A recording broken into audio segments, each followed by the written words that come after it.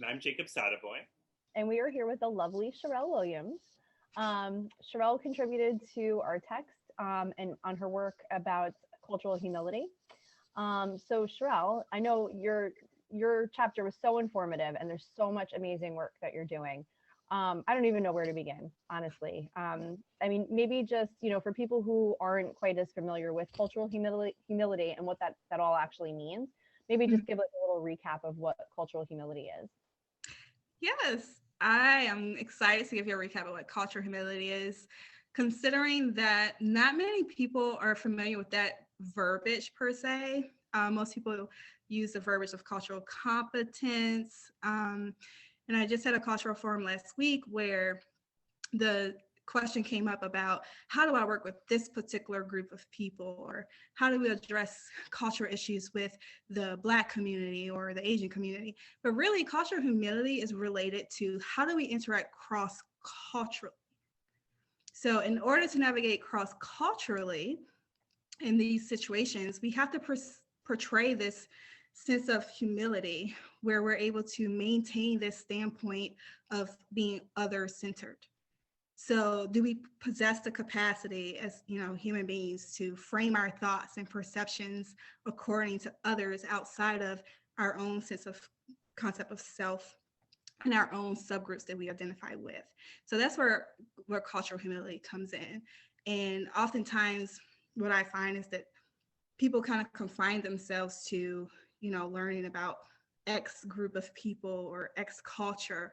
And really, it's more about an attitude, a worldview of being able to think outside of your own personal biases and have this open mind and willingness to understand those who you identify to be other than yourself. So being other-centered versus me-centered. It's fantastic. Wow. Thank you so much for that overview. Two questions came in there for me. For that behavior analyst that says behavior is behavior, why does culture matter? How would you respond to that? And the second question, I can't remember off the top of my head, so we'll start with there. Okay, so to that behavior analyst, it says behavior is behavior. Why does culture matter? I would say culture is behavior. Culture is learned behavior. So if we're going to address, the question and problems around human behavior, then culture is innately included into that because it's all learned histories. So I would think that a good behavior analyst would see culture as something that they would need to address in order to really fully address the question of behavior itself. Fantastic. And the other question has come to my mind. You pointed out that in order for us to be culturally responsive, we need to overcome our own learning histories, our biases. How does one do that? Or what recommendations do you have for somebody to adopt a responsive approach and understand that or recognize their biases and learning histories when it comes to program planning? Mm-hmm. So one thing that I would suggest, and what I've used at my companies where we've been working towards addressing, this question of culturally sensitive approaches to treatment, is that one, we have to kind of do this self-assessment. So get a baseline, if you will, of where you are currently on the spectrum of being having cultural humility or cultural competence. Because oftentimes what I find is there's these practitioners or clinicians, coworkers who label themselves as being culturally aware, being appreciative of diversity, but yet their actions and their programming doesn't reflect that. So we kind of have to do this self-evaluation first of where we really stand. And I think tools such as like the Georgetown survey tool that they created for organizations working with the disability populations are a good standpoint for kind of assessing where you really are and not just where you think you are. And then taking a step further, that to go back to this other centeredness, that we also assess the community, consumers, and stakeholders that we work with and that we're interacting with as well, that they perceive us to be having that cultural sensitivity as well, because that's the gap.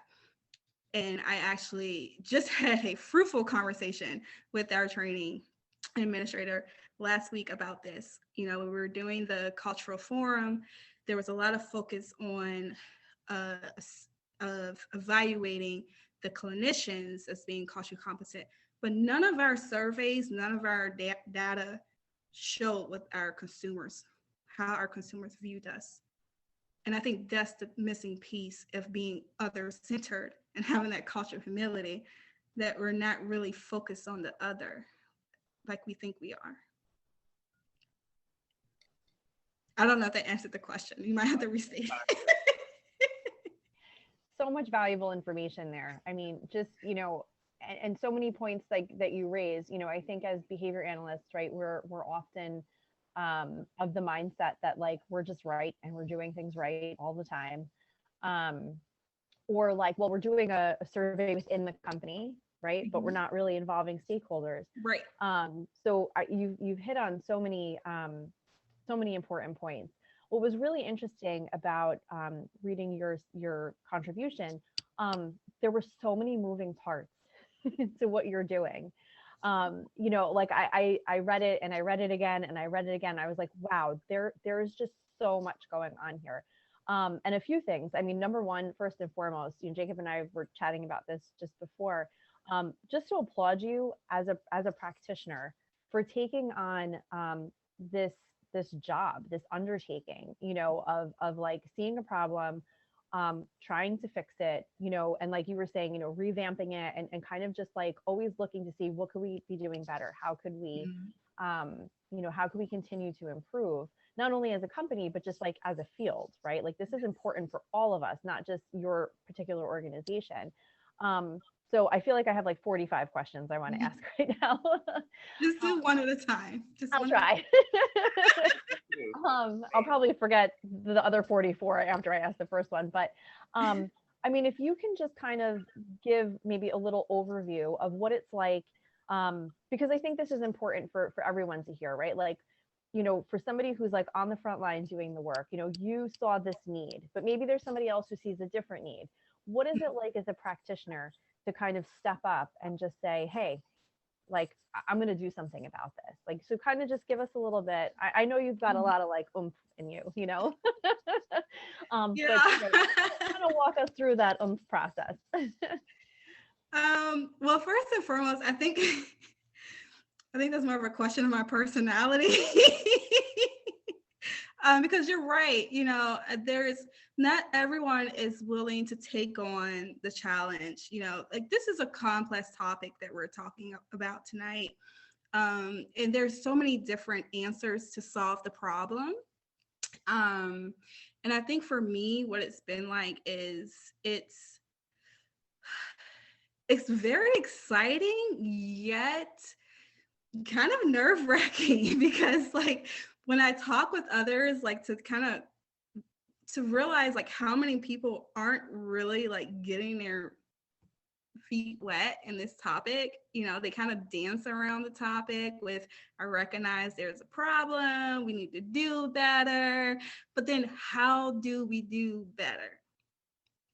You know, that's why I'm finding the gaps, whereas it's like so many people are so aware of the issues, but not really sure about how do you solve it and taking on that responsibility. Like I said, it's exciting for me because I'm such a research nerd where I'll dive into like all the articles and try to figure it out. I've always been like that, you know, since I was in secondary school. But at the same time, because not a lot of people really know how to approach the topic, or, you know, how to offer, you know, specific action items that we can do within our field to improve it.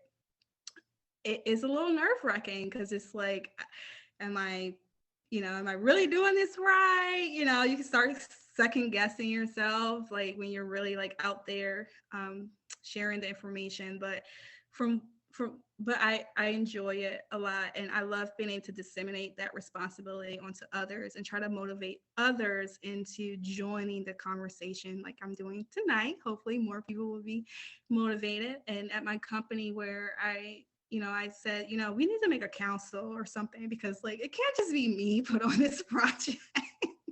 I have so many other job responsibilities. So just empowering others to take charge of this topic as well, and to have a role and feel accountable to as practitioners to address this topic.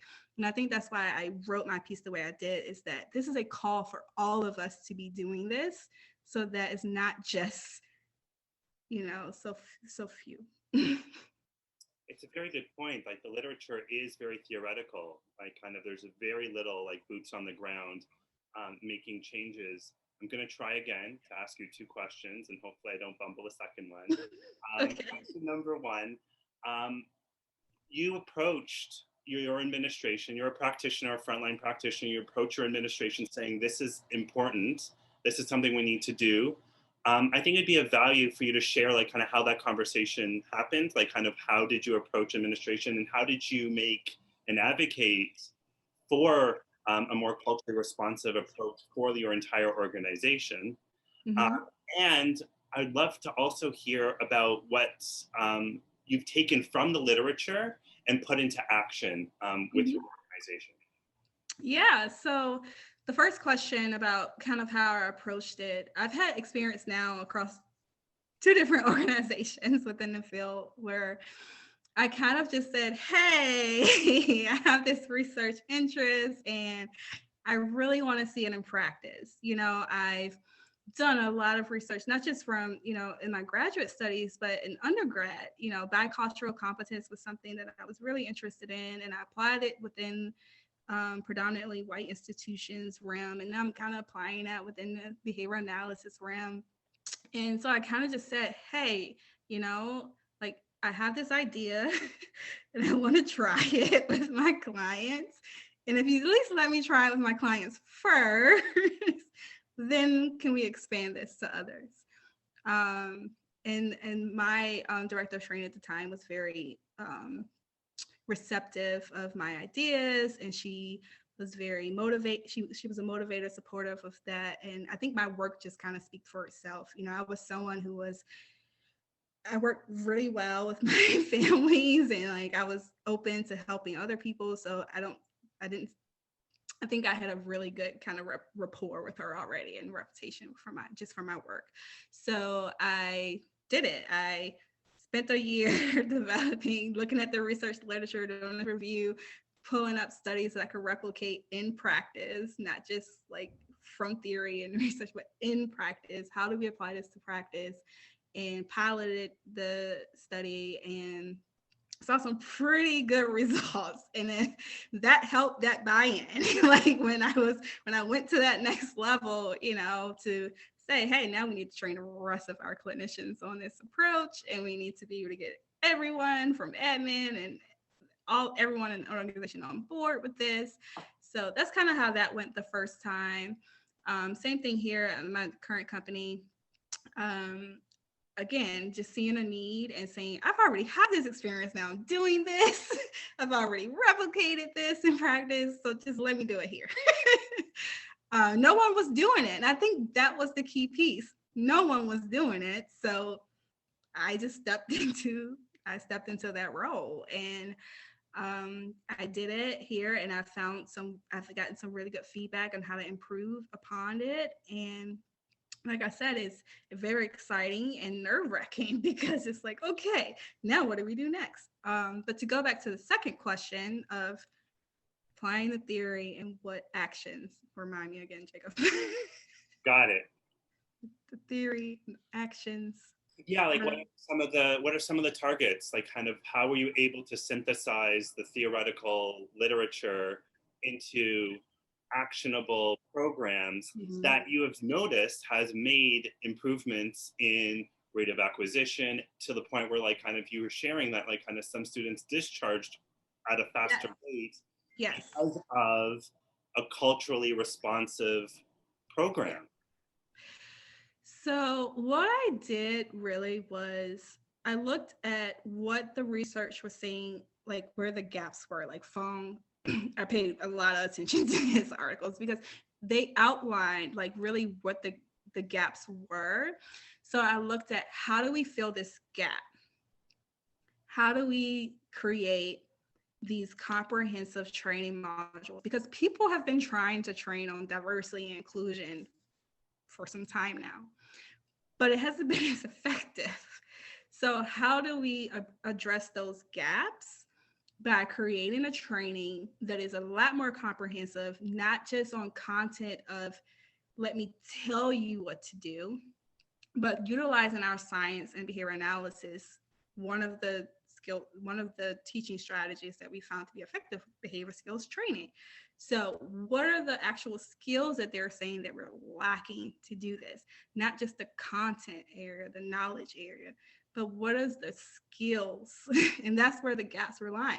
Now, all these people who are pretty darn knowledgeable can read all this content, but did not have the skills to apply it. So I developed a curriculum that would fill that gap by targeting the specific skills that were necessary. And I did a consensus of the research articles, interpersonal skills. What does that translate into from a behavior analysis standpoint? Okay, let's look at the communication domain for that. Let's look at how you're able to, navigate difficult conversations. I have a lot of people reaching out to me from my team all the time. Well, how do you deal with this difficult family? Or how do you have this difficult conversation? I don't know what to do.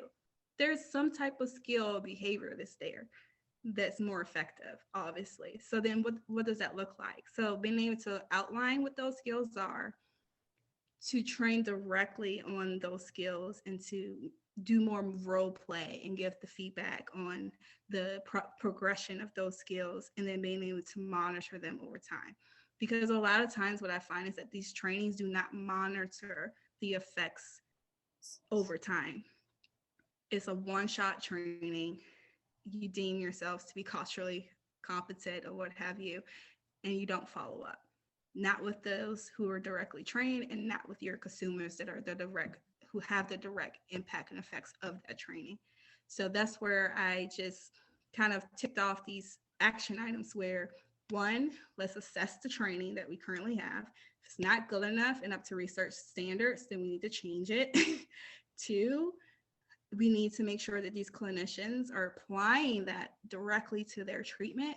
So where can we audit the treatment goals? Let's make sure, for example, at least 50% of those treatment goals directly align with those that clientele's value. How do we do that? We assess their values, because not many people are assessing their values.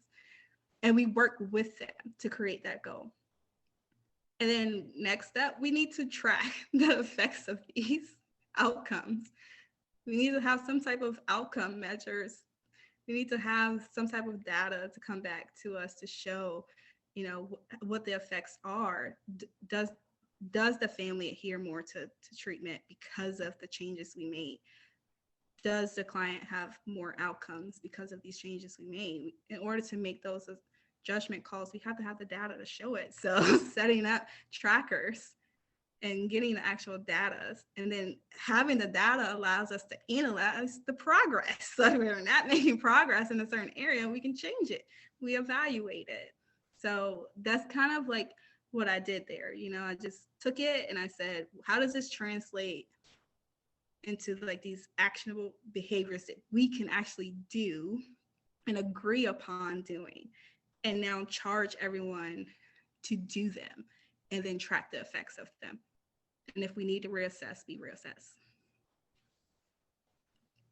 So impressive, honestly. And as you're talking through this, I don't remember exactly how many years ago it was that we met and had the pleasure of briefly working together, but it's just so amazing to see you now and like what you're doing and having grown so much as a clinician. It's really like I'm fangirling. I know, you were like one of my first experiences and my first motivators. And here you are. No, it's really like I'm like dying inside. But, so this is so empowering. This information is so, so, so important. And like you said, like, we're not assessing their values. We're not really looking at all of these things. Like, there's so many variables that come into play. And you've laid it out so nicely, and you continue to work and modify. And, what's next? Like, how, like, if people want this training, they want to learn, like, are you taking the show on the road? Like, what's next for you? I hope to take my show on the road, down the road. Oh my goodness, was that redundant? Take the show on the road, down the road. But yeah, that's kind of what's next. It's something that I've grown too into my confidence around this area, just like the more research I've done and being able to see the results of it, and knowing that, this cultural humility approach is effective, but at the same time, looking at it as it's a process. So it's not something where, I'm not here to train people to say, you do this one thing and it's done, it's great. No, it's this mentality that you should always be reevaluating your work, always be assessing the effects and making sure that you are making those adaptations.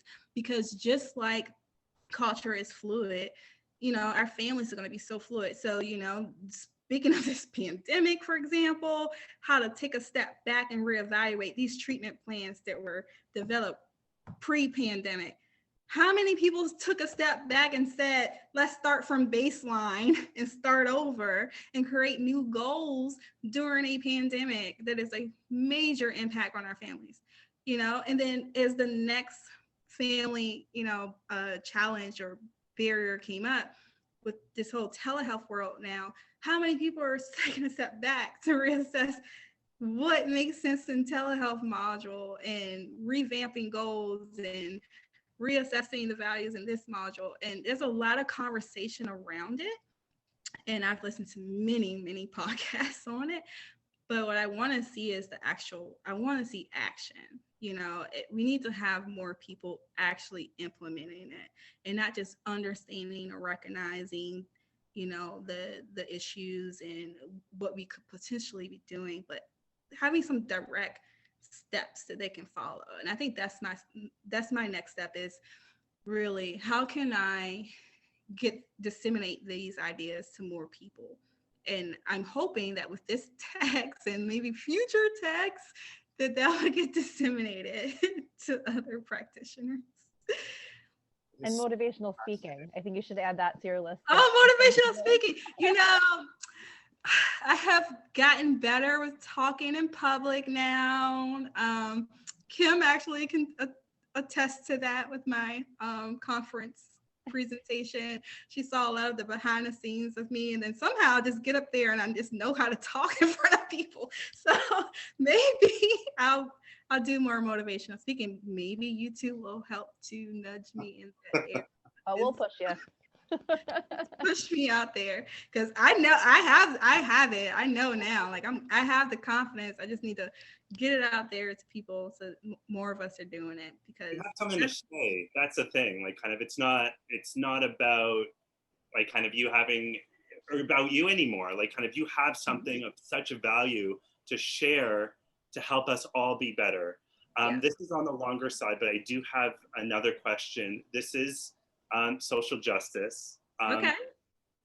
Love to get your thoughts. Like, kind of, we've been really focusing on the field, but like, if there was greater cultural humility in the world, what do you envision that looking like? And then how do we get that? How do we make that happen? I think that my passion for addressing social questions is what really led me down this path within ABA, because I wasn't always just in ABA. I came from psychology, and even when I worked as a quality analyst, I was always like, we gotta fix the problems. I think that my work has always been tied to the larger issue of, how do we address social questions. And I think that when culture of humility is related to this idea of human interactions. It doesn't matter what field you're in, it doesn't matter your background. It's related to human interactions. And I think as individuals, we have the capacity to change our mindset, to learn. I feel like learning is an innate human behavior. You know, we learn from the moment we are born, basically. We learn whatever language is spoken to us. We learn how to walk. We learn how to use the potty. So if we can learn, you know, then that means that we can acquire this skill to show compassion towards others who are different from ourselves. And I think that's how it relates to social justice, because I can envision a world where we can be more compassionate towards each other and strive to understand versus these social constructs of, you know, one group has to be more superior than the other, which leads to ageism and sexism and racism because you're putting one group over the other. Well, if we can change that mindset and that attitude where we aren't putting our own representations of this group out there, first and foremost, a lot of times we're not even other-centered when we engage in that type of behavior. Ironically, we're going off of our own personal biases and perceptions of the other and not truly understanding what the other person is like and what the other group is like and what they have to offer. So I think that's how we kind of take my work into the larger society and the larger issues, the larger social issues. And I hope that I might be able to model this behavior, you know, like, for example, within my organization, I told them we need some type of council of different voices being heard, where we can integrate this into our policy. We have to integrate this into every level of our organization. This can't just be, you know, a one-shot training and you're saying you check the box and we're diversity. We appreciate diversity. No, you appreciate it by integrating different views at every level of the organization. So if we can model that within our organization, we should be able to model that for greater society. So well said. Wow. Yes. Mic drop. Yes. I dropped my mic. Yeah, Now I'm going to be a motivational speaker. No, I mean, that was just, you know, so well said. I mean, the generality of it is tremendous. You know, and we talk a lot about, Jacob and I have had numerous conversations about how, like, if you can create a culture, especially even at work, you know, right. It may be something that somebody isn't accessing at home or isn't accessing in other environments. So like we all go to work, right? It's like such a perfect place to really teach some of these skills that people might be lacking. Most people probably are lacking. And there is usually a more diverse group of people, you know, so it's sort of like the perfect storm to implement these types of things. Honestly, so proud of you. So amazing what you're doing. Can't wait for people to read this chapter. It's like it's so the level of integrity that you've put into it, and just the amount of work, you know, and grit and blood, sweat, and tears, I'm sure, is really apparent when you read through it, and you can see like how many variables, like I was saying before, went into it. Yeah, just keep doing what you're doing, and so impressive. Only thing I have to add is that, like, you're truly a scientist, as in you'll see a problem and you fix it. And if it doesn't work, you like revise and then you try again. You don't see that. And it seems like basic science to me, Jacob, but it amazes me still to this day, like how many practitioners are just so set in their ways. You know, they went through school X amount of years under their belt, but you're not really like embracing your true scientist. Like, no, don't get set in your ways. You should always be trying to. Agreed. Yes. Thank you. Like, this is fantastic and it's inspirational, and I hope people follow your lead. And if there's a hole or if there's a gap in their center or in the science with respects to like kind of practical applications of cultural responsiveness or humility, Right. or other individual organizations, take a stand, put your foot down, go to administration and make it happen. Hey, the worst you're going to hear is no. And then you can reassess whether or not it's an organization that aligns with your own values. I've done that before. But no, like seriously, you know, like you said, Jacob, it's just a matter of just being charged to go out there and do it, because I find that not everyone is actually putting it into action. You know, even though they might be aware, they're not actually putting it into action. So for those of us who are like, I really can't stand this anymore, like there needs to be a different, here's some action items, go do them. Love it. Fantastic. Thank you so much. Your contribution's invaluable. And this conversation, I think, is going to inspire so many. So yes, motivational speaker, you got to vote here. Okay, thank you. Awesome, thank you.